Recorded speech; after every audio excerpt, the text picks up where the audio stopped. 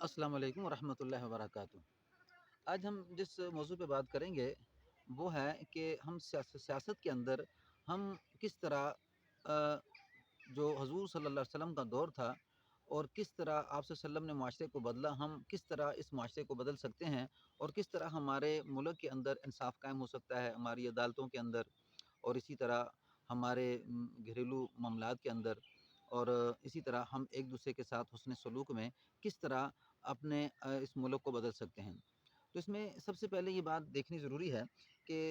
آپ صلی اللہ علیہ وسلم جو نظام قائم کر کے گئے تھے، ان میں آپ تقرری کیسے کرتے تھے؟ یعنی آپ کن لوگوں کو حکومت کا نظام دیتے تھے جس سے وہ انصاف کرتے تھے، اور جس سے اس بات کی توقع رکھی جاتی تھی کہ یہ لوگ کیا کریں گے کہ ضرور انصاف کے ساتھ اس نظام کو چلائیں گے۔ لیکن ہمارے معاشرے میں آپ دیکھیں کہ سیاست میں کہ جیسے ہی لوگ آتے ہیں تو جس کا ہاتھ پہنچتا ہے مال لوٹتا ہے، خزانہ خالی ہوتا ہے، لوگوں پہ ظلم کیا جاتا ہے، غریب کو انصاف نہیں دیا جاتا، اور جو ہے جو بڑے بڑے لوگوں نے انصاف دے دیا جاتا ہے، اور کیس سالہ سال چلتے جو ہے نا لٹکتے رہتے ہیں، اور ہمیں جو ہے نا فیصلہ کرنے میں بڑی جو ہے نا دیر تک انتظار کرنا پڑتا ہے۔ تو اس کے لیے آپ صلی اللہ علیہ وسلم، سب سے پہلے آپ دیکھیں کہ حضور صلی اللہ علیہ وسلم جب دنیا سے رخصت ہونے لگے تو آپ صلی اللہ علیہ وسلم کے بعد اس نظام کو سنبھالنا تھا۔ تو آپ نے جو فیصلہ کیا تھا اس نظام کو سنبھالنے کے لیے وہ کس قدر اہم تھا۔ اگر یہ فیصلہ ٹھیک نہ ہوتا تو آپ دیکھتے کہ آپ صلی اللہ علیہ وسلم نے جو محنت کی تھی وہ محنت کس قدر نقصان کے اندر جاتی۔ تو آپ صلی اللہ علیہ وسلم نے جو پہلا فیصلہ کیا، تو آپ صلی اللہ علیہ وسلم جب بیمار ہوئے تو آپ نے حضرت عائشہ رضی اللہ تعالیٰ سے فرمایا کہ اپنے والد سے فرماؤ کہ وہ نماز پڑھائیں۔ تو آپ نے یہ سوچا کہ میرے والد صاحب جو ہیں وہ کمزور دل ہیں، تو وہ تو نماز نہیں پڑھا سکیں گے اور وہ تو نماز میں رونا شروع کر دیں گے۔ تو آپ نے حفصہ رضی اللہ تعالیٰ سے فرمایا کہ آپ اپنے والد صاحب سے کہیں حضرت عمر رضی اللہ تعالیٰ کو نماز پڑھائیں۔ تو جیسے ہی یہ بات کہی تو حفصہ رضی اللہ تعالیٰ نے اپنے والد صاحب سے کہا، تو وہ حضرت عمر رضی اللہ عنہ مصلی پہ کھڑے ہو گئے۔ جب آپ نے حضرت عمر رضی اللہ تعالیٰ کی بات سنی تو آپ نے فرمایا نہیں، حضرت ابوبکر صدیق کو مصلی پہ کھڑا کرو۔ یعنی یہ ابوبکر صدیق سب سے پہلے ایمان لانے والوں میں ہیں اور سب سے نیک ہستی ہیں حضور صلی اللہ علیہ وسلم کے بعد،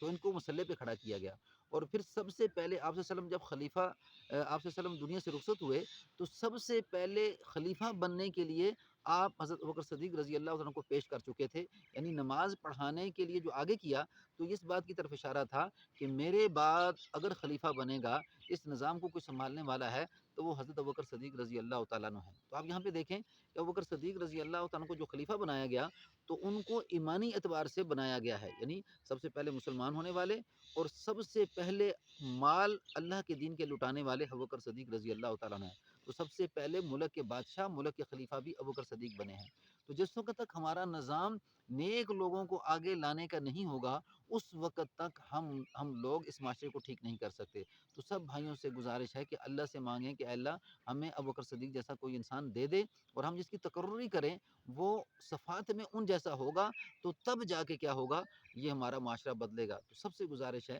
کہ جب بھی آپ کسی کی تقرری کرتے ہیں، جب کسی کو ووٹ دیتے ہیں، جب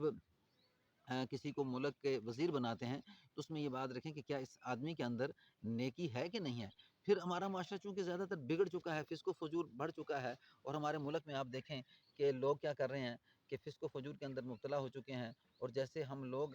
خود ہیں پھر ایسے ہمارے حکمران آگے آتے ہیں تو ہم پھر گلہ کرتے ہیں حکمرانوں کا۔ تو ایسی بات نہیں ہے، ہم خود نیک بنیں اور خود نیک بن کے ہم ایسے لوگوں کا تقرر کریں کہ جو حضور صلی اللہ علیہ وسلم سے مناسبت رکھنے والے ہوں، تب ہی یہ معاشرہ بدل سکتا ہے۔ السلام علیکم ورحمۃ اللہ وبرکاتہ۔